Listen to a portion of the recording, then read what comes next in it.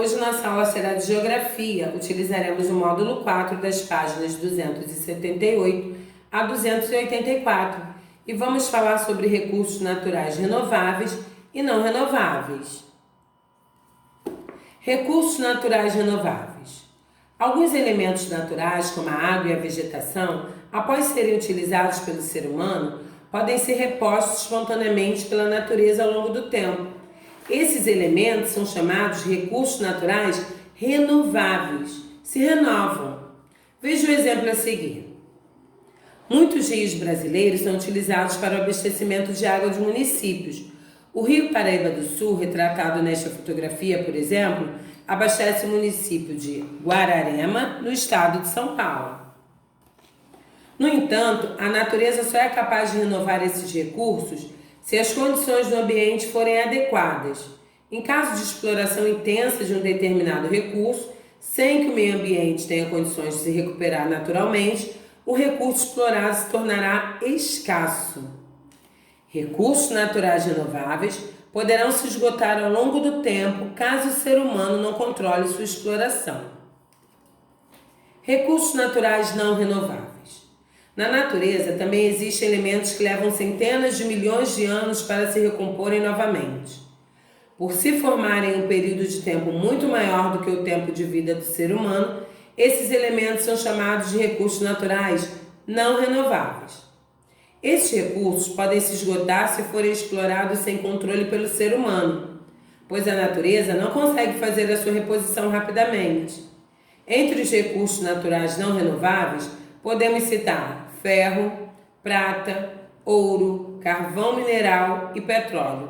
Observe o exemplo a seguir. O petróleo é um recurso natural não renovável, pois leva aproximadamente 250 milhões de anos para se formar. Muitos produtos são fabricados com base no petróleo e intensamente utilizados em nosso dia a dia. Podemos citar a gasolina e o óleo diesel, que abastecem automóveis. Do petróleo também são produzidos alguns tipos de plásticos que se fabricam copos, brinquedos e outros objetos. A fotografia abaixo é retirada de uma plataforma de extração de petróleo no Golfo da Tailândia. Observe materiais escolares retratados na fotografia a seguir e escreva qual o principal recurso natural necessário para a produção de cada um deles.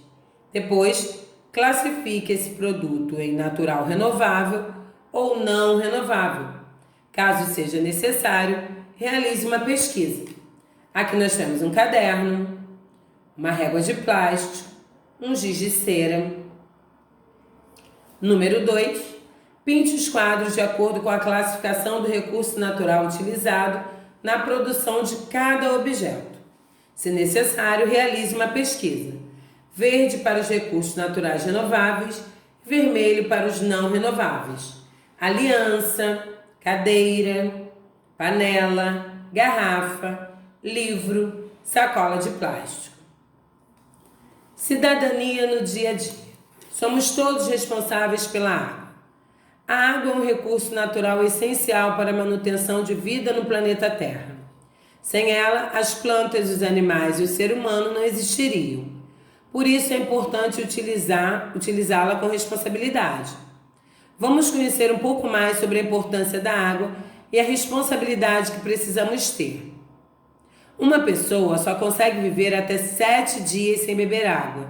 Isso porque 70% do nosso corpo é composto desse elemento natural. Aproximadamente 40% da população mundial sofre a escassez de água. No Brasil, 17% da população não tem acesso à água potável.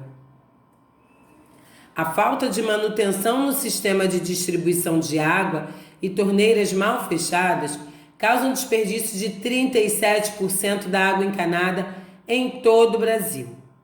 Em média, um brasileiro gasta 200 litros de água por dia. Com o uso adequado, essa quantidade poderia ser reduzida para 100 litros, que é o recomendado pela Organização das Nações Unidas, a ONU. Um banho de aproximadamente 15 minutos gasta em média 135 litros de água. Escovar os dentes por 5 minutos com a torneira aberta gasta 12 litros de água. Cada vez que a descarga do vaso sanitário é acionada, são utilizados de 10 a 14 litros de água.